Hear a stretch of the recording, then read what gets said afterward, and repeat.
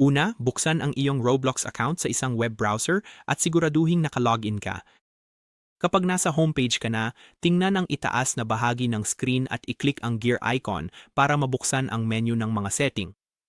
Mula doon, piliin ang opsyong mga setting at sa kaliwang bahagi, makakakita ka ng ilang kategorya.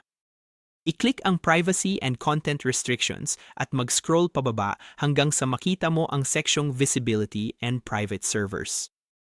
Sa ilalim ng seksyong ito, i-click ang Visibility kung saan pinapayagan ka ng Roblox na kontrolin kung sino ang makakakita ng iyong online status. Dito, baguhin lang ang setting ng iyong online status sa No One at magmumukha kang offline sa ibang mga user kahit na aktibo ka sa Roblox.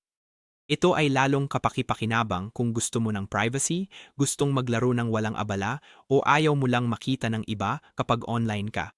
Pagkatapos isave ang mga pagbabago, handa ka na at hindi na makikita ng sino man ang iyong online na katayuan.